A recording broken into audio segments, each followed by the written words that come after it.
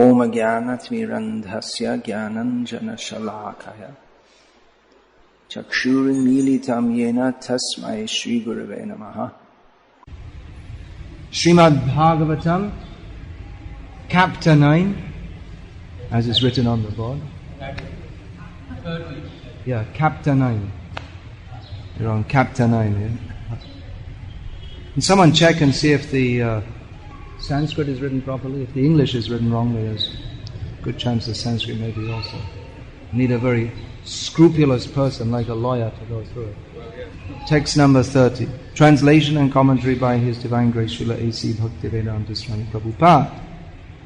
Translation. O Brahma, situate yourself in penance and meditation and follow the principles of knowledge to receive my favor. By these actions you will be able to understand everything from within your heart. Purport. The mercy the Lord bestows upon a particular person engaged in executing the responsible work entrusted unto him is beyond imagination. But His mercy is received due to our penance and perseverance in executing devotional service. Brahma was entrusted with the work of creating the planetary systems. The Lord instructed him that when he meditated, he would very easily know where and how the planetary systems must be arranged. The directions were to come from within, and there was no necessity for anxiety in that task. Such instructions of Buddhi Yoga are directly imparted by the Lord from within, as confirmed in Bhagavad-gita, chapter 10, text 10. In this purport, Srila Prabhupada comments about the mercy that the Lord gives to His devotees.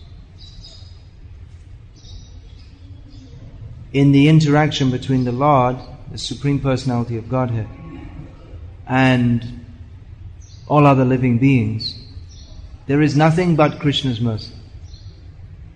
Even for the materialist, they are receiving Krishna's mercy. The difference between a materialist and a devotee is that the materialistic person doesn't recognize Krishna's mercy and the devotee does.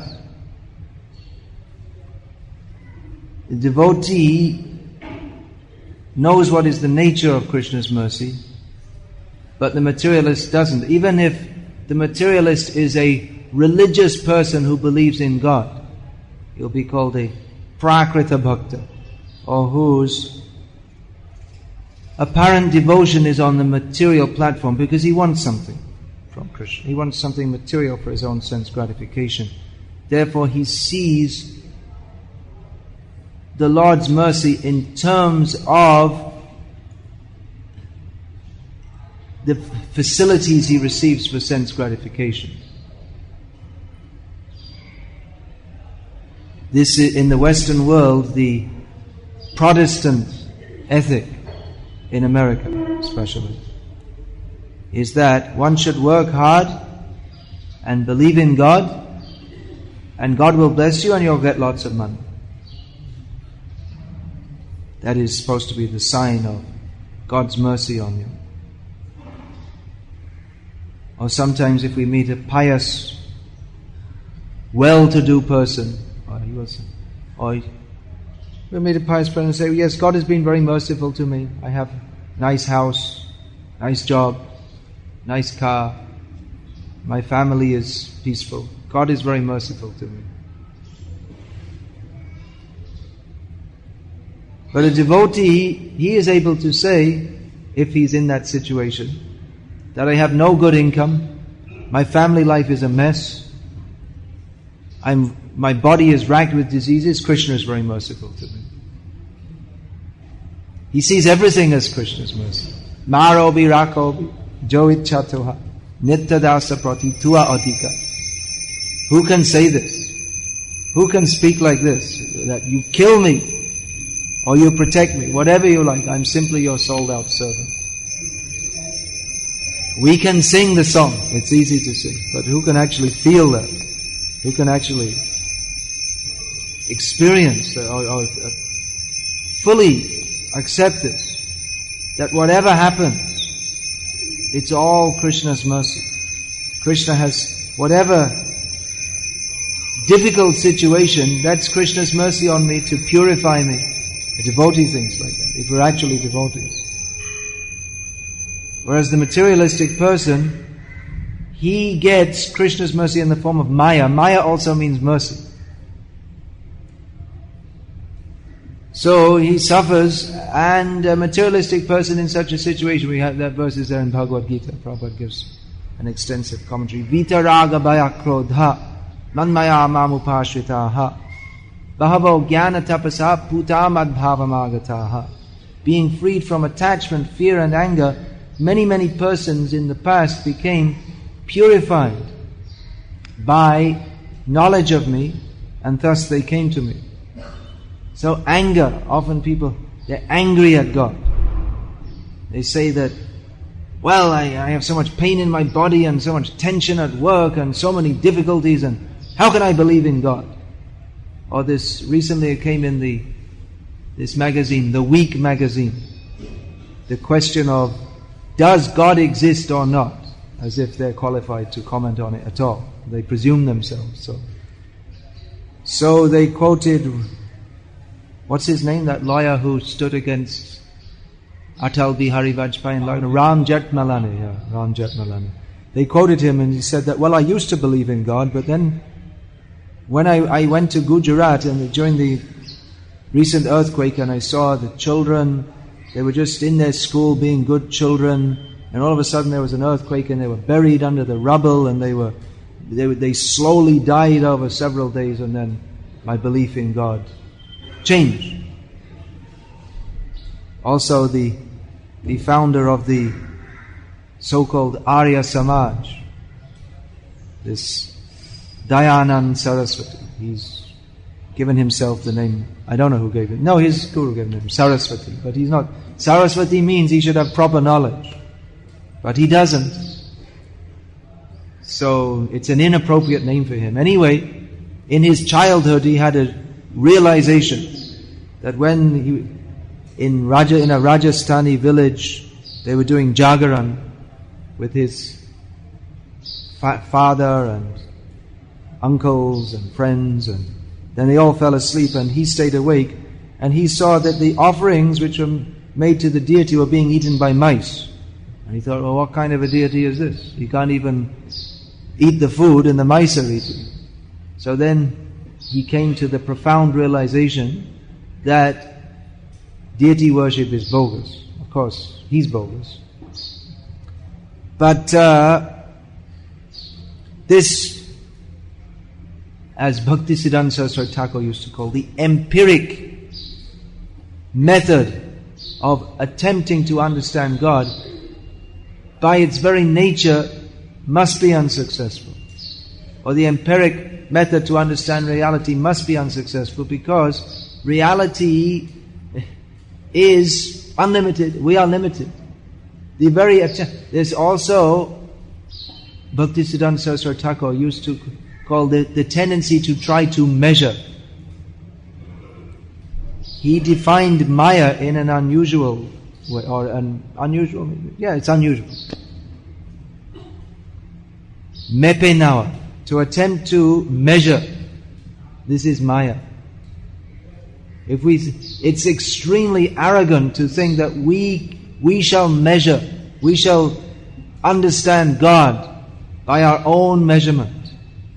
That if I see suffering in the world, God should be good, means He should provide us with sense gratification. And if He doesn't, then we don't believe in Him. We don't accept that He exists. This is both arrogant and foolish, which are the prominent symptoms of non-devotees. Arrogance and foolishness. Dambho, darpo, vimanascha, krodha, parishamevacha, agyana chabhijatasya, partha, sampadam, asuri. So, agyana, foolishness, and then damba, darpa, abhiman. These are all symptoms of arrogance, and krodha, parisham, anger, and unnecessary anger, and harsh speech. These are all further symptoms of arrogance. So the arrogance and foolishness typify non-devotees. And thus, they do not recognize the mercy of Krishna upon them to curb their arrogance and foolishness. But instead, when there's any untoward happening, they increase their arrogance and foolishness by either blaming it on the gods or rejecting that there can be any God. This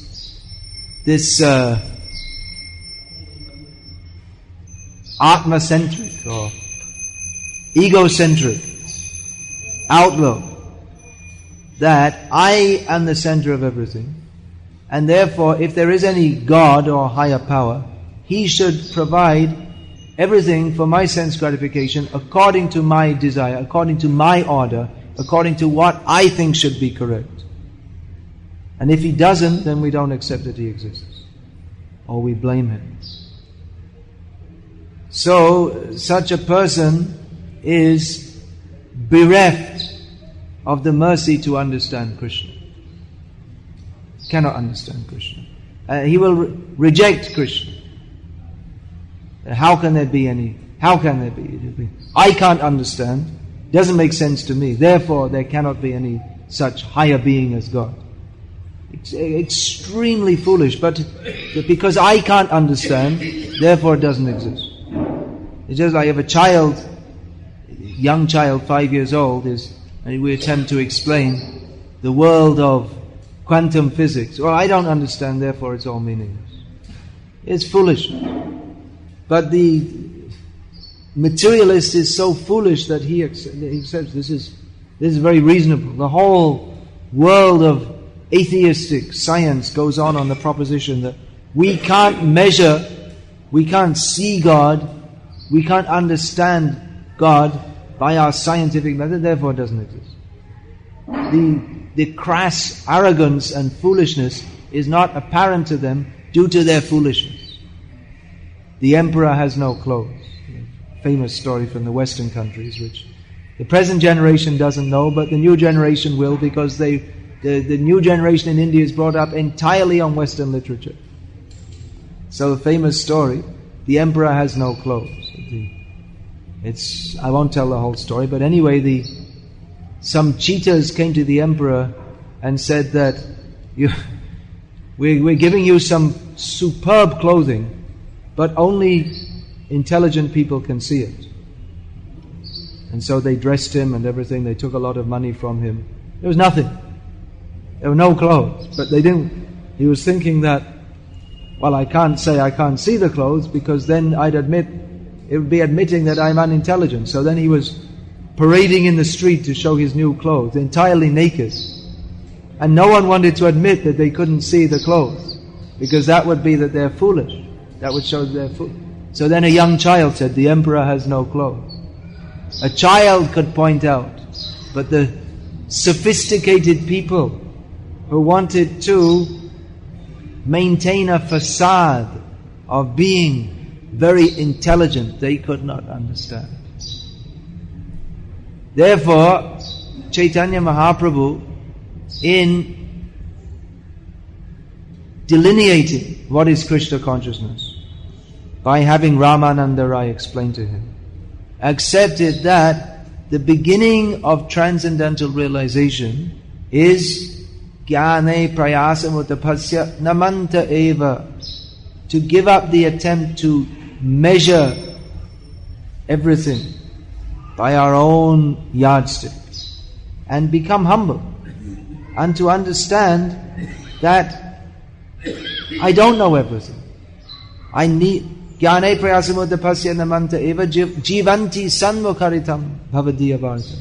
Therefore we should hear from Tattvadarshi, those who do know what is reality, which specifically means to hear about Krishna. But those who are arrogant and foolish, generally we find that even if their arrogance and foolishness is pointed out to them, they cannot accept it. At least previously in India there was a culture of shastric discussion. How did the great acharyas, including Shankaracharya. He's also considered an acharya. Mayavadi acharya, he's described as. But in one sense acharya, in as much as he established a vad based on Shastra, that it is Mayavad. It's wrong vad. In that sense, he's not accepted as acharya. But anyway, he acted as an acharya. And then Ramanuja, Madhvacharya, especially these three are very famous in the history of what, for want of a better term, is called Indian philosophy. So how did these three, and Vishnu Swami, we don't have so much information about. Also, Vallabhacharya traveled here and there. Chaitanya Mahaprabhu. They were traveling from place to place. How did they establish their teachings? We'll find, of course, the followers of Ramanuja Acharya are very well known in South India, especially in what is now called Tamil Nadu and Karnataka. These were the places where Ramanuja frequented. But we'll find actually all over it. We'll find in Rajasthan, in Bengal, in Nepal, there are so many followers of Ramanuja Acharya. So how did he establish his philosophy? He was walking from place to place, and in every village there were brahmanas. Every area there, so he would discuss with them, and he would establish his philosophy. Shankaracharya also, of course, Shankaracharya was more selective in who he discussed with. But they established their philosophy because when the others were defeated, they accepted that was the system. If you're defeated in argument, then you should accept that this person has superior knowledge, therefore I should accept his teachings. I should come to a higher level. But nowadays we find that even if people, you can speak with them and cut their philosophy to pieces, or what they consider to be philosophy is. And they'll still go on talking, blah, blah, blah, blah, blah, blah. They can't understand their own foolishness. Yesterday I was speaking with some people who wanted to convince me of the veracity of Brahma Kumari philosophy, whatever their philosophy is. I didn't get as far as hearing what it is, because they talk so much nonsense even before they started to expound it to me. I just pointed out that you're contradicting yourself, you're talking nonsense, and they admitted we're talking nonsense, they admitted we're contradicting.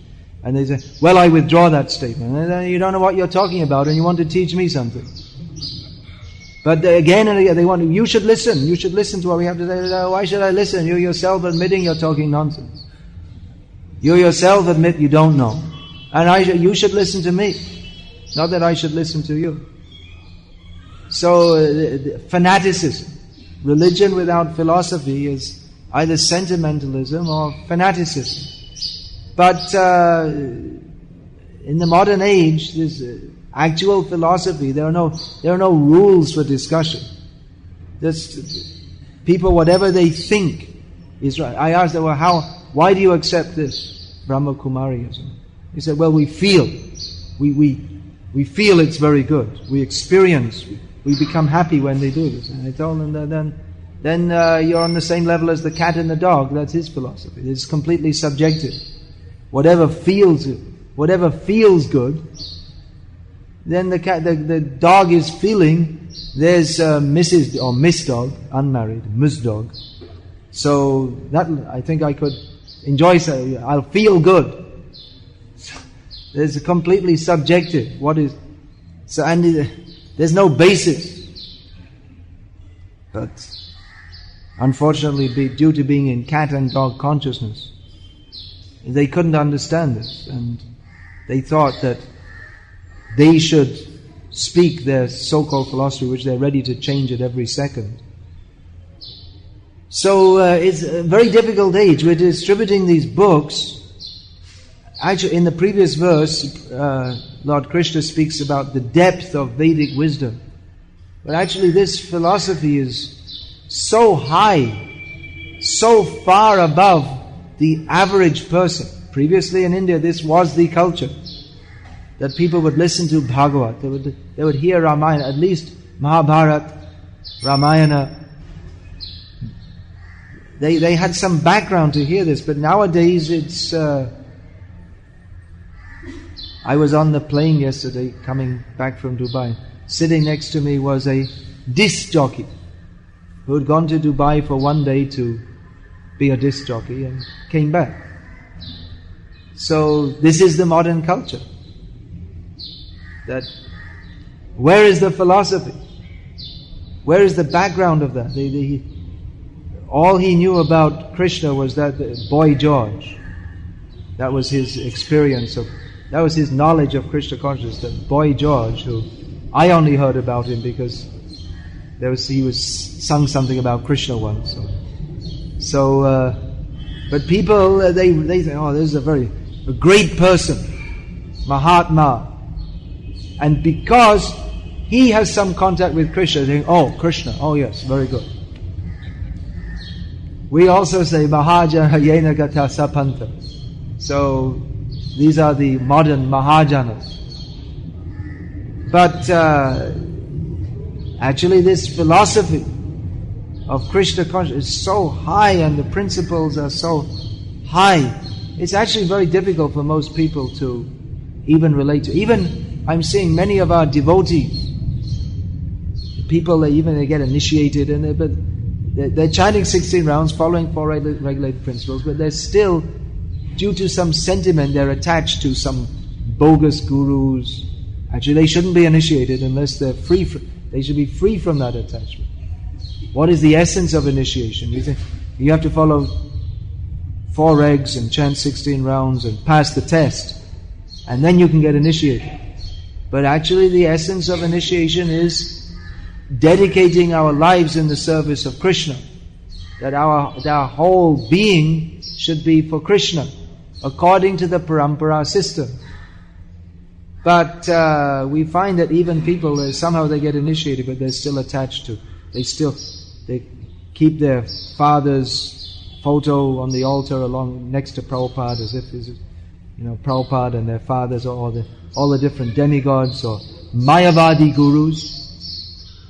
Yesterday, 2 days ago, I was in someone's house and they had Prabhupada's picture on the altar and then all the different demigods and reading Dr. Radha Krishnan's Bhagavad-gita. I tried to confiscate it from him, but he refused.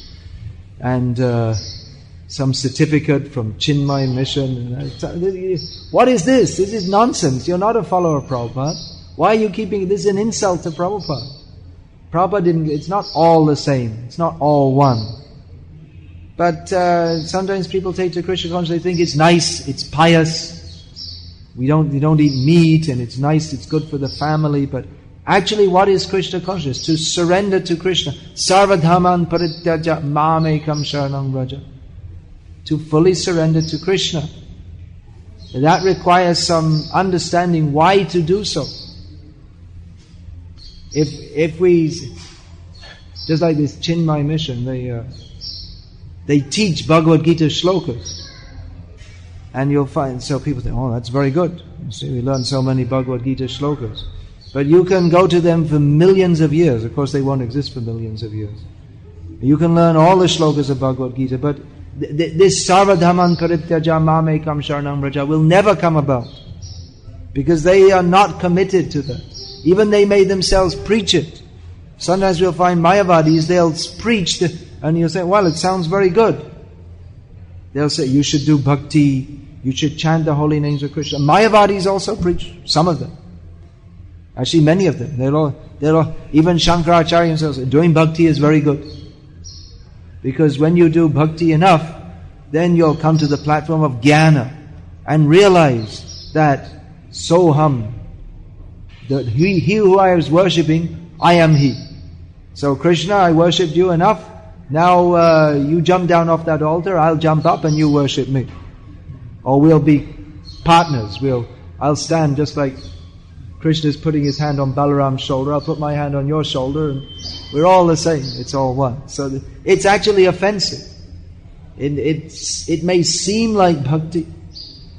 It may seem to be the same, but it's offensive.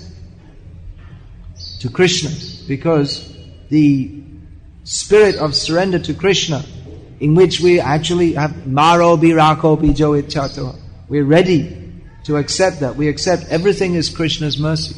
Whatever He does to, I can accept this as His mercy. I am surrendered to Him, and whatever He does, that is for my benefit. It requires full surrender, tremendous advancement to have that mood. That's why we find in the Bhagavatam descriptions of Prahlad Maharaj, Dhruv Maharaj, Ambarish Maharaj. Why are they described? What is their greatness? Their greatness is that they remain steadfast in their bhakti despite so many difficulties. They never wavered. They were never afraid. Ambarish Maharaj wasn't afraid. Now I'm going to be killed. He wasn't afraid. I'm killed. Well, it's Krishna's mercy. His full faith in and surrender to Krishna. These are the devotees who we should emulate. They accept it. Everything is, whatever happens, it's Krishna's mercy upon me. Chitraketu, cursed. Now you go to a hellish situation. Alright? Thank you very much. Parvati, she is Maya. She was surprised. Oh, I cursed him? I gave him something bad? People are coming to me asking for Dhanam Dehi, Rupavati Bharya Dehi, Rupam Dehi. Give me these different benedictions, and I'm giving. They're coming for this, and I'm giving you just the opposite. You go to a hellish situation. Oh, thank you very much. What is this? She couldn't understand. Lord Shiva could understand. Narayana parasarve nakutaschana bibhyati swargapavaga narakeshu apitulyartha. What's the last word? Darshana. That pure devotees of those who are Narayana para, those who are attached to Narayana, they see every situation as the same, whether it's hell or heaven or liberation, it's all the same. Because my relationship with Krishna, I am the servant of Krishna. So if He sends me to hell, I have to serve Him there. If He puts me in heaven, I have to serve Him there. This is my life. Whatever the situation may be. It doesn't affect a devotee so much. But whatever his material situation is, he doesn't think that I need to have a comfortable situation, then I will serve Krishna. First of all, I'll make 1 crore of rupees, then I'll surrender to Krishna. First I have to arrange for my family maintenance, then I'll surrender to Krishna. So it's not that a devotee is irresponsible in his family matters, but he doesn't think that his devotional service is dependent on any material situation. If one thinks that my devotional service is dependent on any material situation, then he hasn't understood what is devotional service. Because Krishna consciousness, by its very nature, has nothing to do with any material situation. On the neophyte platform, Prakrita Bhakta, so many arrangements may be there for helping persons to make the transition from material consciousness to spiritual consciousness, Krishna consciousness. Just like these big temples. Why have a big temple? Because so many people will come. If we just have an office, ISKCON, and then they'll come to see, such a nice temple. And we can go to Juhu beach also. It's all in the tourist package. The tourist bus comes from Tamil Nadu or wherever it comes. And it's all part of the Bombay tour. That first of all you go to ISKCON temple, then you go to the beach and have a camel ride. Or I think they stop the camel rides. Is it to be nice to camels? Kill the cows, but be nice to the camels. So for materialist people, they say, very wonderful. Look at that chandelier. Very nice. And we sell them some books. Because they're pious, but materialistic. But actually their real benefit can come from hearing about Krishna. We saw the deity, we took a photo. Bhaktisiddhanta Saraswati Thakur explained you cannot see, you have to see by hearing. The real benefit will come if people come to hear about Krishna. Otherwise, just like some of Prabhupada's disciples, when they first came to Vrindavan, they were staying at Radha Damodar temple. So there are so many deities there. Actually, that's another mistake, because the deities are supposed to have their own temples. But they sold all the different temples, took the money and put all the deities in one temple. So one of the Goswamis in the Goswami family said to one of the devotees there, pointing at the deities, "Which one do you like?" "I like that one. He reminds me of Pancham George V, Emperor of India." So I like this deity because looks nice to me. Or I like Radha Rasbihari better than Radha Giridhari and Mira Road because they look nicer to me. Or now we installed Panchatattva in Mayapur. They're already there in small form, but now we think big deities. Now they're really there. They're already there, small deities. But we're thinking now there's very big deities. Now they're really there. Deity can be very small, but people like to come. Big deity. Then they'll come. Oh, we never saw such big deity. Krishna, whether Krishna is Anaraniyan, Atomahiyan, big or may take large form, small form. Materialistic people, they like to measure with their own eyes. They can actually see Krishna by hearing about Him. Then they will understand. Hearing about Him from those who can actually see Him.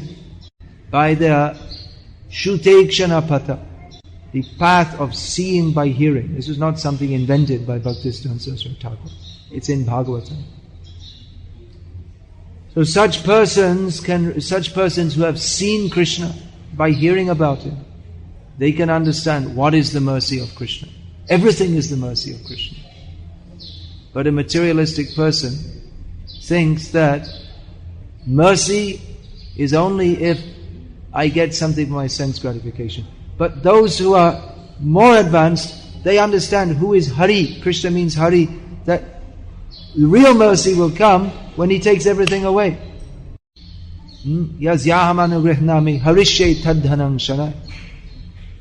Yudhishthira Maharaja is Krishna. We are devotees, and we went through so many difficulties. So, how can we understand? How can we understand this? What is the symptom of your mercy upon a person? Krishna said, my mercy is when I take everything away. A materialistic person cannot understand that. Because he wants to exploit Krishna. He wants to take Krishna for my own sense gratification. So really this temple life, those who are living in the ashrams, they should understand this point very clearly. Living in the temple means we're part of the preaching movement. Preaching means we should at least be on the Madhyamadika, pure devotion. So if we're thinking that Krishna is just an adjunct to my sense gratification, then we're in the same consciousness as this, which one do you like best? I like that one, he looks like Pancham George. If we have a materialistic concept of Krishna, there's no need for building temples. There are already so many, all the temples, all over India, all over the world, all the churches, all the mosques, they're full of people who take God as a platform for their own sense gratification. So there's no need to fill up temples with people who think that the deity is for my sense gratification. But rather the temple should be filled with devotees who live by the principle of and who are able to instruct others in the principle that we are meant for Krishna's sense gratification. We are here to serve Krishna for His pleasure. Not that there's very nice arrangement, very good. I shall enjoy it. Krishna is very kind. Prabhupada is very kind. He's given us these facilities so we can chant Hare Krishna and lead a comfortable life. No, Prabhupada is made the facility so that we can lead a comfortable life and chant Hare Krishna. There's difference. Not that, well, I have to chant, just like some places you go. Once I went in Chitrakuta, and there are so many places like that they give, at midday they give prasad, full meal. But you have to sit there for 1 hour and sing Shri Ram, Jai Ram, Jai Jai Ram. Then they give you. So the idea is that if you don't chant, you don't get your chapati. So that is not the function of Islam. Rather that we'll chant, and some chapatis are required because we have to serve Krishna. Not that we're serving Krishna for the sake of facilitating our sense gratification. It's a change of consciousness. Materialistic people cannot understand what is the consciousness of a devotee. Why he's doing what he's doing. They may also envy him. Why you're living in this nice temple? They're thinking that we have taken it for our enjoyment. We're living here. This is Krishna's palace. We are servants. We are humble servants in this palace. This palace is for his pleasure only. Hare Krishna. Is there any question, comment from the learned devotees? Please. Although there is no need to serve the deities, There is no need to serve the deities. I didn't say that. I didn't say that. I'm sorry. All right. Demigods. Yeah. So there is no need to serve the demigods. Is there anything wrong with worshiping them? Is there anything wrong with worshipping demigods? Generally, yes. As Krishna states in Bhagavad-gita. Kamaistai hridagana prapadyantenya devataha. Generally, people worship demigods for sense gratification. So, that's wrong, because sense gratification is... Personal sense gratification is opposite to the principle of Krishna consciousness. Well, you may say, I'm worshipping the demigods as servants of Krishna. Then why are you going to worship some and not others? Just like people may say, I'm worshipping I used to worship, I'm still worshipping, but now we're worshipping them as servants of Krishna. And then why are you worshipping just the same demigods you were worshipping previously? Why not all the others also? That means there's some material attachment there.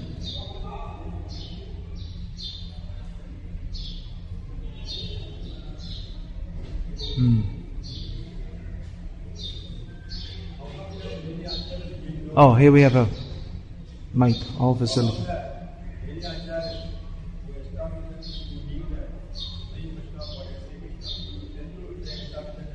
Is the mic on? I can't hear it. How come that many acharyas, after coming to know the truth, After coming to know the truth, establish the Supreme Krishna Godhead, then to establish many temples of demigods within India.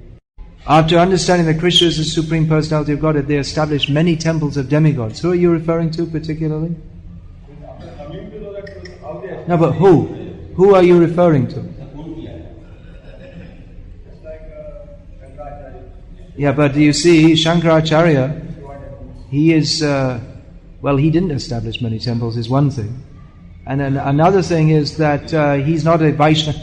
He's not acting as a Vaishnava Acharya. He's acting as a Mayavadi Acharya. So his Siddhanta is different. You have a question? Yeah. Yeah. You will be able to see all the worlds. Everything will be disclosed to you.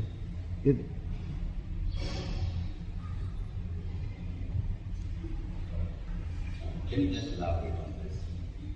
You will be able to see all the worlds. Well, I mean, the thing is that there's so much in every verse. Prati shloke prati akkare nana artha koi. That's Chaitanya Mahaprabhu says. That Krishna Tula Bhagavat Vibhusha Bashroy. Prati shloke prati akkare nana artha koi. That Srimad Bhagavatam is non-different from Krishna, is all powerful and can give all shelter to all. And in every shloka and in every akshara, there's so many different meanings. So I could have commented on this verse, what to speak of the purport, in various ways, but I chose to comment in a particular way. I mean, if this is to be commented on, then we have to have another class. Lord Krishna is saying to Brahma that everything will be revealed to you by your devotional service. And Prabhupada comments on this, how that is revealed from within, as confirmed in Bhagavad-gita, chapter 10, text 10. Anyone can say, not you, you're a pandit, we know you know. Chapter 10, text 10 of Bhagavad-gita. Any of the Tesham? Wrong. Tesham evanukam partam aham agyana jangtamaha nashyami atma bhavasto jnana dipena bhas. Yeah, 10 and 11. Yeah, okay. All right. All the ignorance is removed from the heart and Krishna is established. Probably if you had given the class, you would have given it in a different way. Wait a minute. Could you please speak into the mic? Yes, it's working. The sun is my power. Yes, everything is Krishna's power. Yeah. Yes. That's true. Everything is part of Krishna. Krishna addresses this in Bhagavad-gita. What is that he says? Mayaiva vihitan hitan. That worship of demigods is in one way worship of me, but it is not according to the proper system. There's a proper way of doing things. Just like when we have to eat, we have to put food in the body. So there are various holes in the body. The mouth is not the only one. If we try to put the food through the ear, you can say, well, we're putting the food in the body, but it's not the proper way.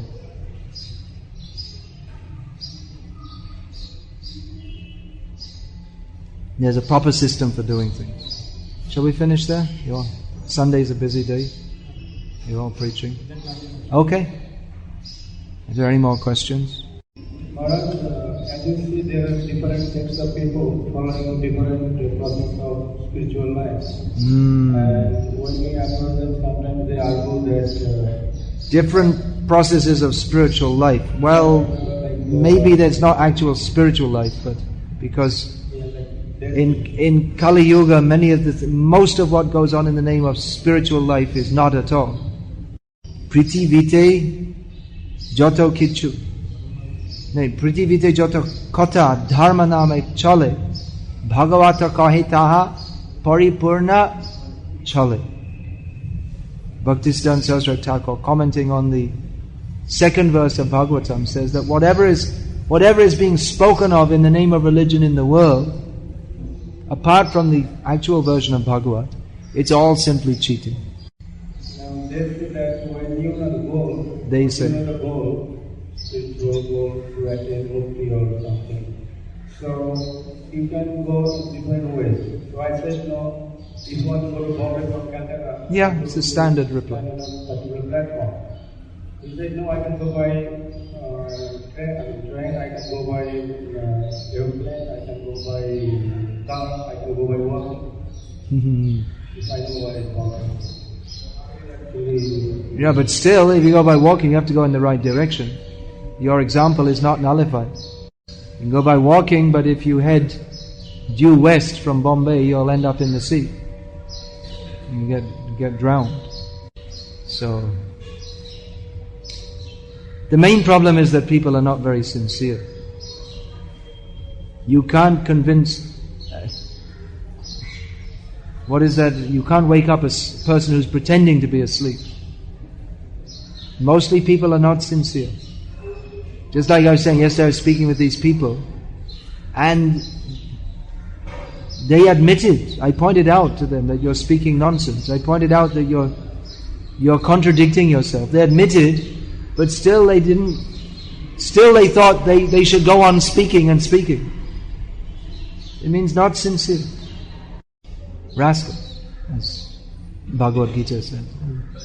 The word rascal is, just like Prabhupada was commenting once, that rascal, it's not that we have anything against them, but it's just the correct description. That's all. It's just impassively, neutrally, we have to say that they're rascals.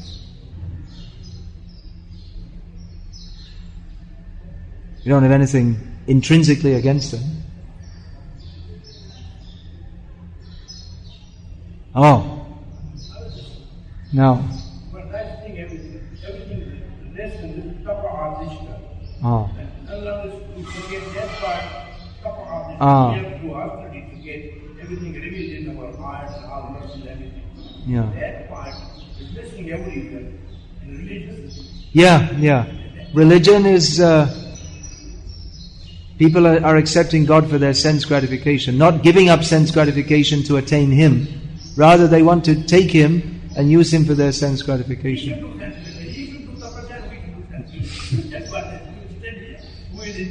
People go to sadhus who have got some shakti from doing tapasya.